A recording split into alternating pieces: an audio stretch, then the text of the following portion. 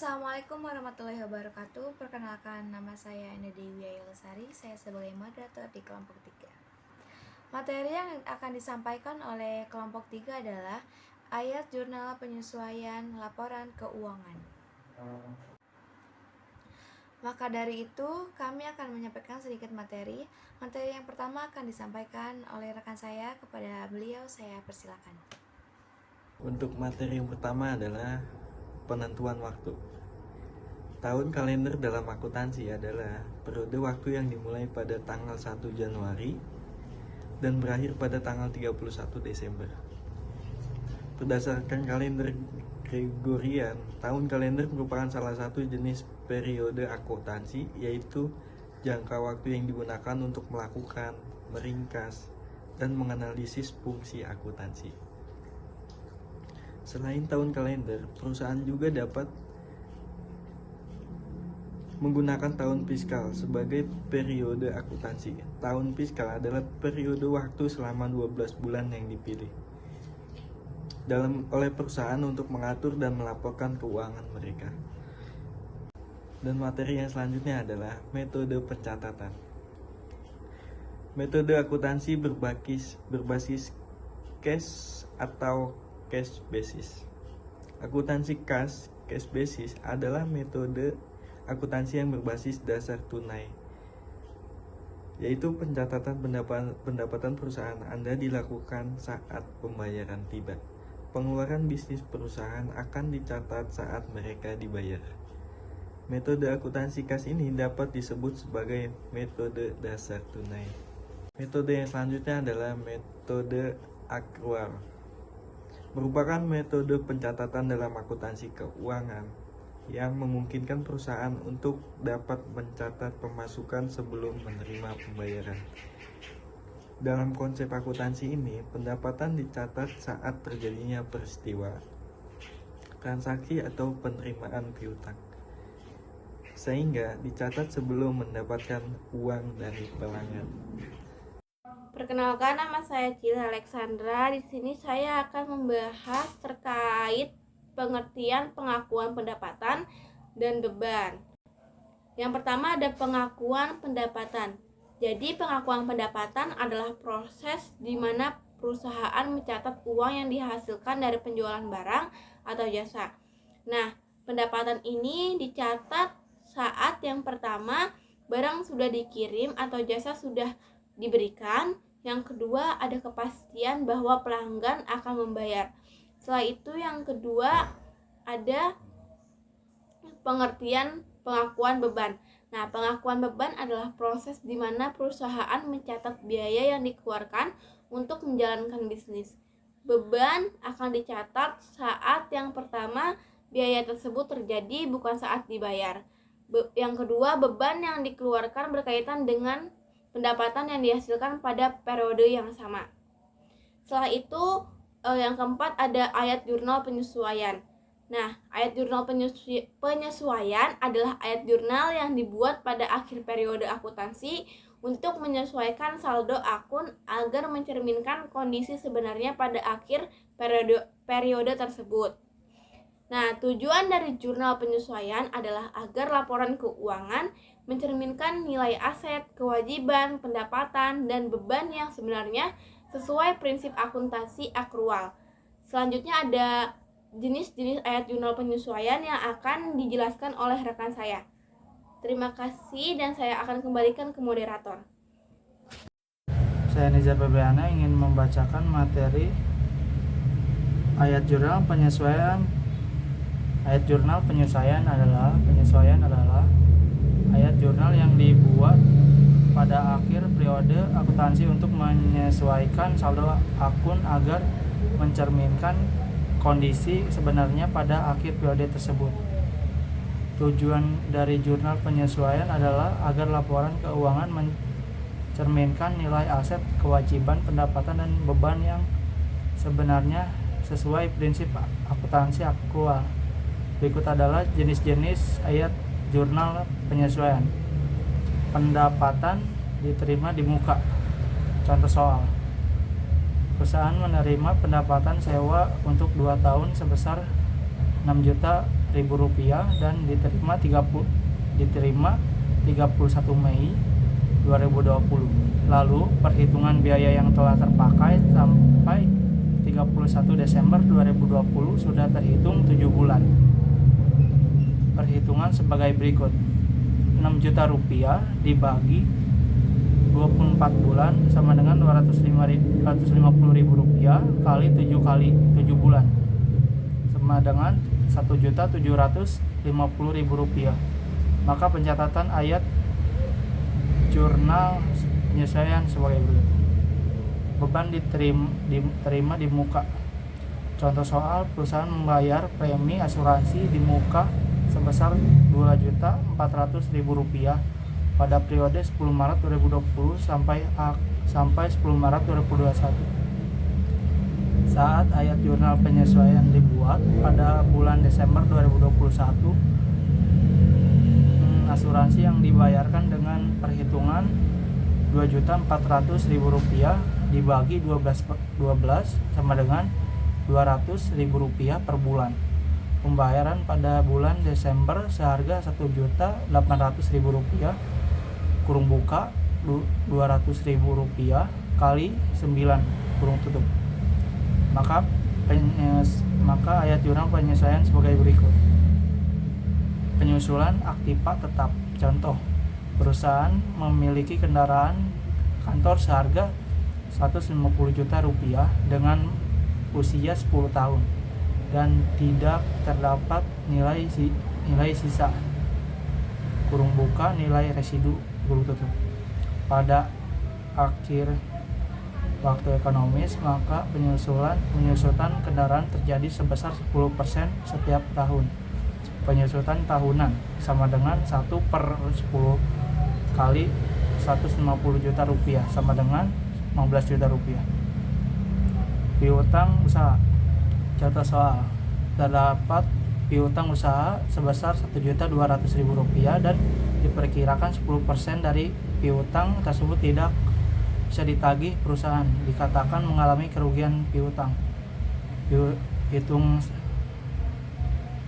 Hitung berapa saldo yang tidak dapat ditagih. 10% kali Rp1.200.000 sama dengan Rp120.000.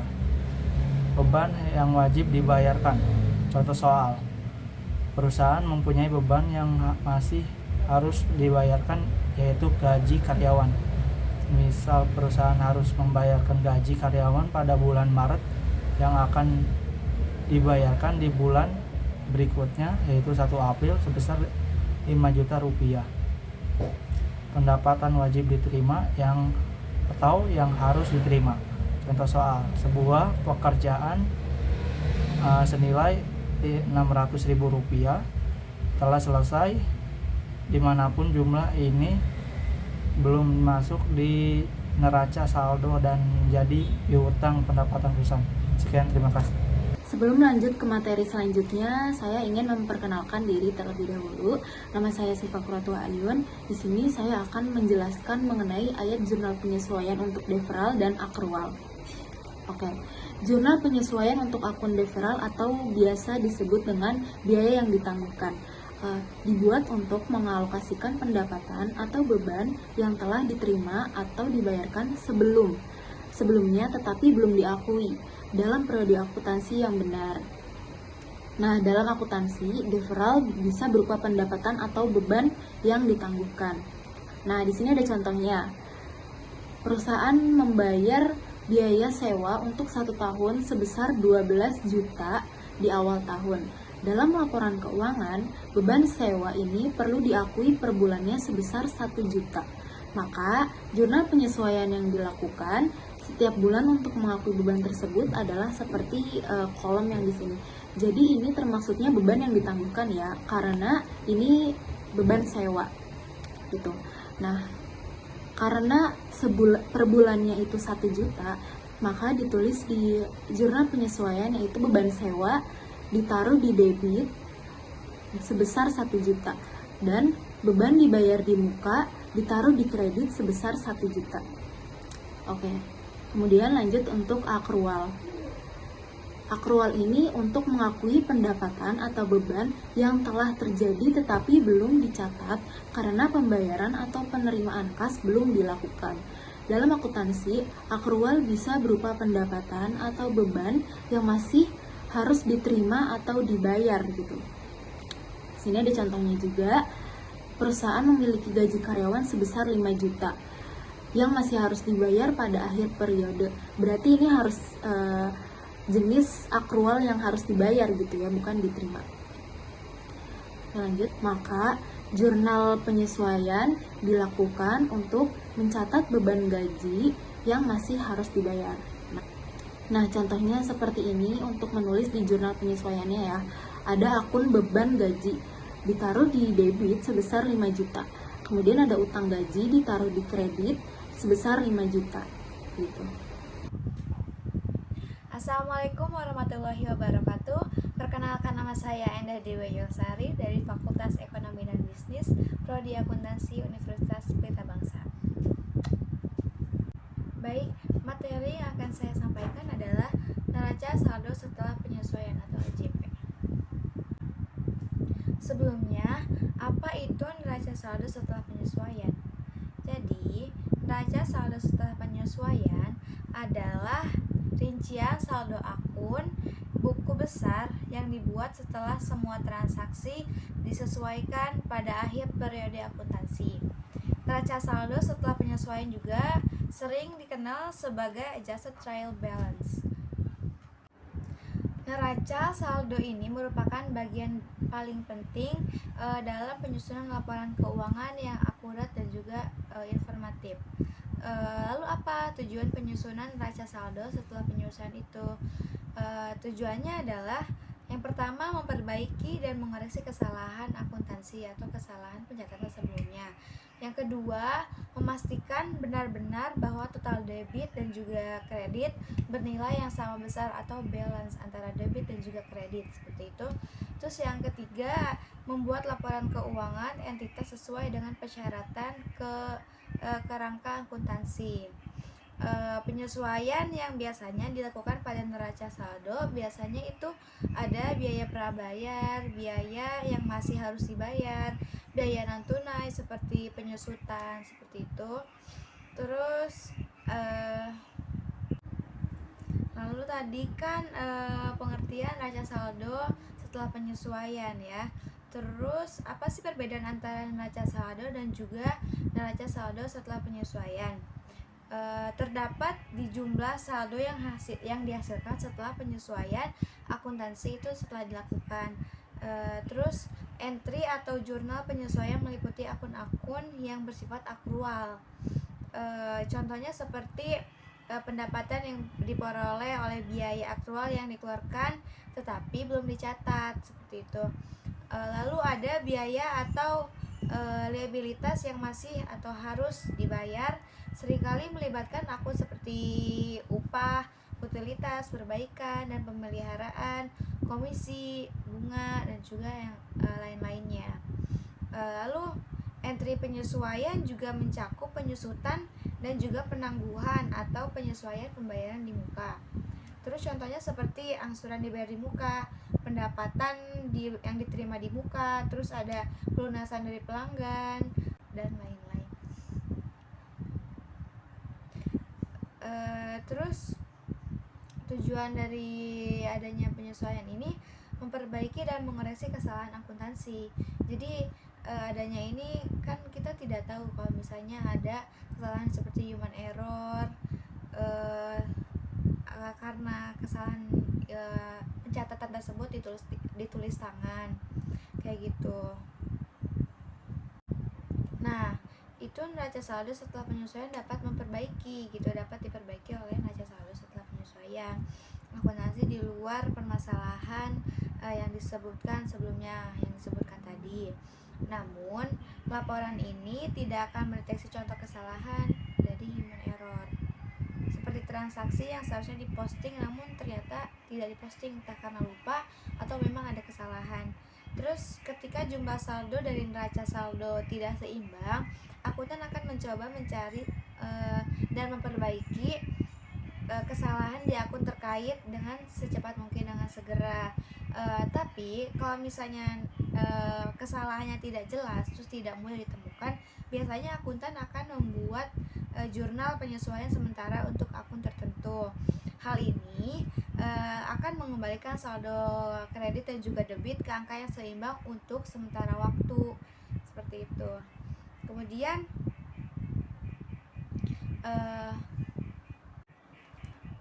baik, materi neraca saldo setelah penyesuaian telah saya sampaikan.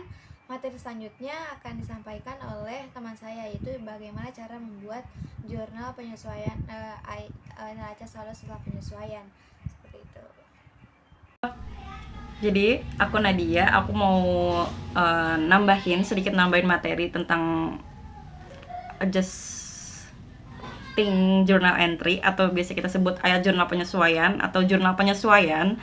Jadi ada yang namanya itu neraca saldo sebelum disesuaikan dan setelah disesuaikan. Kayak gini nih urutannya. Jadi dia itu duluan trial balance dulu, dilanjut dengan adjusting journal entry, lalu baru dilanjut dengan adjusted trial balance atau yang bisa kita sebut dengan neraca saldo setelah disesuaikan. Oke, next. Di sini ada contoh trial balance sebelum disesuaikan, atau biasa kita bilang neraca saldo aja gitu kan. Nah, bisa kalian lihat di sini, ini tuh akun-akun, semua akun-akun yang belum disesuaikan, belum adanya AJP gitu kan. Bisa kalian lihat kayak kas di debit sebesar 7.500.000, piutang usaha sebesar 3.500.000. Nah, ini dilanjut dengan AJP yang sudah disusun. Ini adalah contohnya. Ini kita input dari web Makari ya teman-teman. Jadi kalian bisa lihat di sini itu di penyesuaiannya piutang usahanya itu sebesar 400.000 dan pendapatan penjualannya sebesar 400.000, yang dimana itu akan mengakibatkan atau menambah istilahnya di neraca saldo setelah penyesuaiannya nanti, sehingga menjadi totalnya piutang usaha atau akun piutang usahanya nanti di neraca saldo setelah penyesuaiannya menjadi 3.900.000 karena dia tertambah 400.000. Begitu teman-teman. Nah, dilanjut, itu kan ada lagi biaya utilitas sebesar 1.900.000 dan utang utilitas sebesar 1.900.000 juga. Yang dimana kalau misalnya kita lihat tadi ini neraca saldo sebelumnya, sebelum disesuaikan, itu kan belum ada ya. Jadi nanti kita input lagi akunnya ke neraca saldo yang setelah disesuaikan itu. Jadinya biaya utilitas kita 1.900.000 di debit, terus utang utilitas kita jadi 1.900.000 di kredit gitu. Untuk untuk penyesuaian yang ketiga itu ada biaya perlengkapan umum pada perlengkapan umum sebesar 700.000.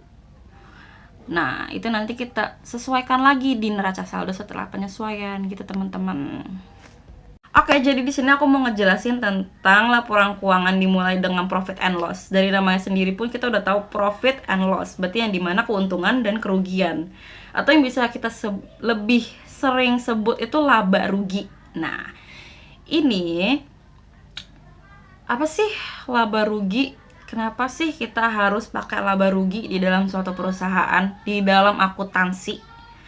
Laba rugi ini itu adalah sebuah jurnal yang dimana menentukan sebuah perusahaan tersebut dalam satu periode akuntansi apakah rugi ataukah untung. Nah, fungsinya buat apa? Fungsinya biar kita tahu, dan itu menjadi bahan evaluasi keuangan perusahaan. Biar kita tahu perkembangan perusahaan ini apakah dalam satu periode itu kita untung atau kita rugi. Jadi, kita bisa lihat grafiknya apakah dari setahun sebelumnya apakah si perusahaan ini tuh selalu mengalami kerugian, dan kita bisa tahu kita dari ruginya itu dari mana gitu guys. Nah, terus unsurnya ada apa aja sih? Dia cuma ada 4. Dia ada pendapatan atau revenue, selanjutnya itu dia ada beban atau expense, Yang ketiga, dia itu ada profit sesuai dengan namanya, yaitu dia ada keuntungan. Terus dilanjut dengan end loss, yaitu laba rugi yang nanti akan dibagi menjadi laba kotor, laba bersih, laba setelah pajak, dan lain-lain sebagainya. Bisa kalian lihat contohnya di sebelah ya guys. Oke. Next materi akan dijelaskan oleh Kak Nurul. Sisanya terima kasih. Saya Nurul Anissa akan memaparkan materi berikutnya mengenai perubahan modal. Nah, pengertiannya, laporan perubahan modal ini adalah jenis laporan keuangan yang berisi informasi mengenai ekuitas yang dimiliki oleh suatu perusahaan serta berisi pula informasi atau hal-hal apa saja yang menyebabkannya berubah, baik bertambah maupun berkurang sampai pada akhir periode akuntansi. Laporan ini disusun setelah neraca lajur dan laporan laba rugi telah tersedia karena sumber data laporan ini terkait dengan laba bersih atau rugi bersih yang berasal dari laporan laba rugi perusahaan dagang. Nah, mengapa perubahan modal ini terjadi? Nah, perubahan yang terjadi pada laporan ini karena beberapa hal, yaitu adanya kenaikan sektor modal, adanya pengurangan atau penurunan aktiva tetap, ada penambahan hutang jangka panjang, perusahaan menderita kerugian, adanya pembentukan dana atau pemisahan aktiva lancar untuk tujuan-tujuan tertentu, dan ada pula penambahan atau pembelian aktiva tetap, pengambilan uang atau barang yang dilakukan oleh pemilik perusahaan untuk kepentingan pribadi.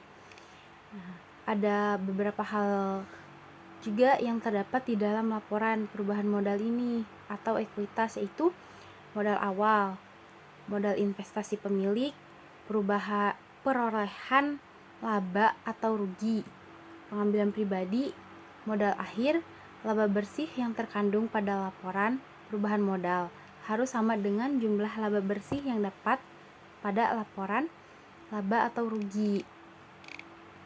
Nah, ada dua rumus perubahan modal perusahaan dagang. Pertama, jika saldonya laba, maka rumus yang digunakan adalah rumus modal akhir, yaitu rumus modal akhir sama dengan modal awal ditambah laba bersih dikurangi prime.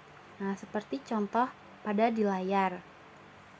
Yang kedua, jika saldonya rugi, rumus yang digunakan adalah rumus modal akhir sama dengan modal awal dikurangi rugi bersih ditambah prime.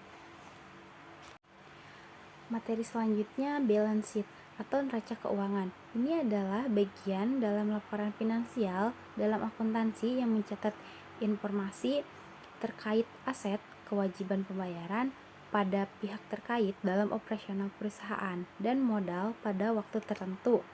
Dari laporan ini kita dapat mengetahui kondisi aset, kewajiban, dan modal pada bisnis kedepannya. Nah, semua jenis perusahaan maupun bisnis perlu memiliki atau membuat laporan neraca untuk dapat membantu pengelolaan keuangan dalam perusahaan tersebut. Nilai modal pada balance sheet merupakan nilai yang tercatat dalam laporan perubahan modal. Adapun contoh komponen laporan neraca keuangan dalam akuntansi perusahaan. 1. Ada aset. Nah, aset merupakan sebuah nilai kekayaan perusahaan yang digunakan untuk kebutuhan sekaligus dukungan untuk operasional. Aset ini memiliki bahasa lain, yaitu aktiva. Nah, aktiva ini terbagi menjadi dua jenis, yaitu aktiva lancar dan aktiva tetap. Yang kedua, ada kewajiban atau liabilities. Kewajiban adalah utang terhadap pihak lain yang harus dibayar, baik dalam jangka waktu pendek maupun panjang. Akun kewajiban biasanya meliputi utang, pendapatan diterima di muka, serta akrual atau biaya yang jatuh tempo di kemudian hari. Nah, kewajiban juga memiliki bisa dibedakan menjadi dua, yaitu ada kewajiban utang lancar Nah, utang lancar ini adalah kewajiban yang jatuh tempo dalam waktu 1 tahun. Yang kedua ada kewajiban atau utang jangka panjang. Nah, kalau utang jangka panjang pada laporan akuntansi merupakan kewajiban yang jatuh temponya lebih dari 1 tahun. Adapun ekuitas atau modal.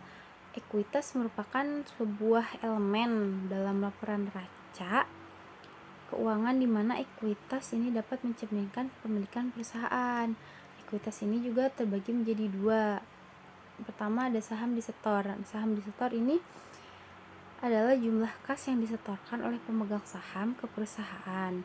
Nah, dana dari saham disetor ini bisa digunakan untuk berbagai macam keperluan. Kedua ada laba ditahan. Laba ditahan adalah laba perusahaan yang tidak dibagikan kepada pemegang saham. Struktur laporan neraca pada akuntansi keuangan perusahaan. Adapun rumusnya itu aktiva sama dengan kewajiban tambah modal. Nah, dari rumus tersebut kita bisa menentukan keseimbangan saldo pada laporan neraca keuangan perusahaan, terutama jika akan mengisi saldo awal akun.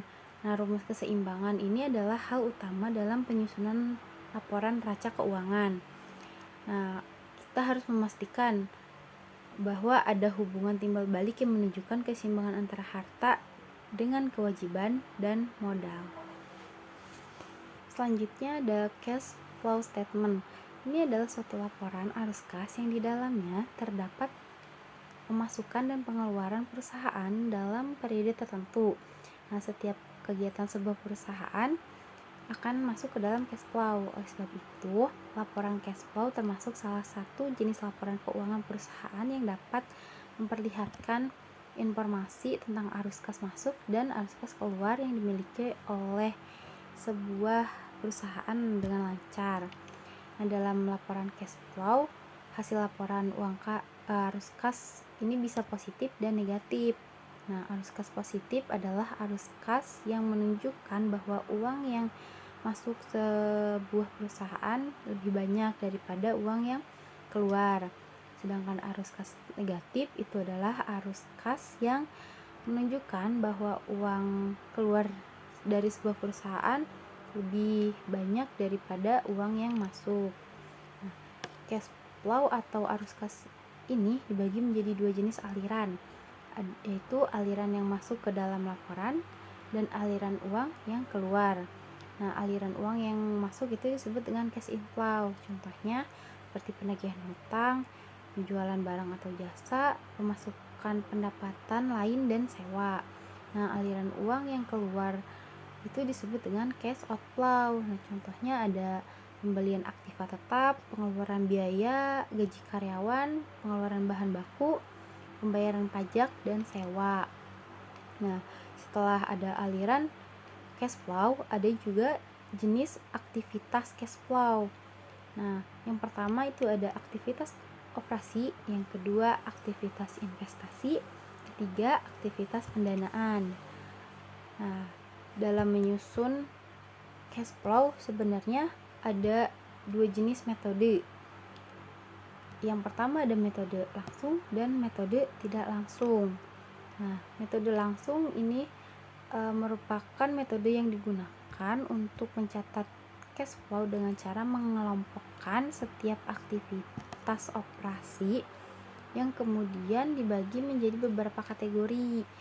Nah, metode langsung cash flow seringkali digunakan oleh orang dan perusahaan karena metode ini mudah dipahami serta bisa memberitahu informasi-informasi yang cukup lengkap, sehingga setiap pengambilan keputusannya lebih matang.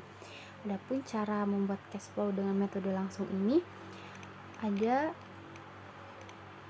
4 cara. Yang pertama itu melakukan pengecekan secara silang, yaitu pengecekan ini dilakukan mulai dari buku kas bank, kemudian rekening koran, bonggol, cek, dan buku kas kecil. Yang kedua, membuat eliminasi silang. Yang ketiga, mengelompokkan pemasukan dan pengeluaran. Langkah ini harus mencatat semua pemasukan dan pengeluaran perusahaan. mengelompokkan pemasukan dan pengeluaran yang dilakukan setiap hari itu akan lebih cepat selesai. Semua yang berhubungan dengan kegiatan operasional perusahaan yang sudah ada di laporan laba rugi merupakan arus kas koperasi. Nah, setelah melakukan ketiga langkah tersebut, maka tinggal menyusun cash flow. Nah, yang kedua itu metode tidak langsung. Metode ini digunakan untuk membuat laporan yang berfokus terhadap adanya perbedaan antara laba bersih dengan arus kas yang berasal dari semua kegiatan operasional. Nah, dengan kata lain, metode ini tidak langsung memperlihatkan adanya hubungan antara laporan keuangan laba rugi dengan neraca serta arus kas atau cash flow. Nah, cara membuat cash flow dengan metode tidak langsung ini perlu memperhatikan 3 elemen, itu kegiatan usaha, investasi, dan pendanaan. Nah, cara membuat ini ada 5. Yang pertama itu membuat laporan laba rugi. Yang kedua, membuat laporan neraca. Yang ketiga, melakukan penyesuaian terhadap laporan laba bersih. Keempat, melakukan pengecekan terhadap pengaruh transaksi bukan kas. Kelima, menyusun laporan kas atau cash flow. Sekian dari saya. Terima kasih. Saya kembalikan ke moderator. Terima kasih kepada para audiens dan juga kepada Bapak dan Ibu dosen yang telah mendengarkan materi yang telah kami sampaikan. Mohon maaf bila ada kekurangan. Cukup sekian, saya sebagai moderator pamit undur diri. Wassalamualaikum warahmatullahi wabarakatuh.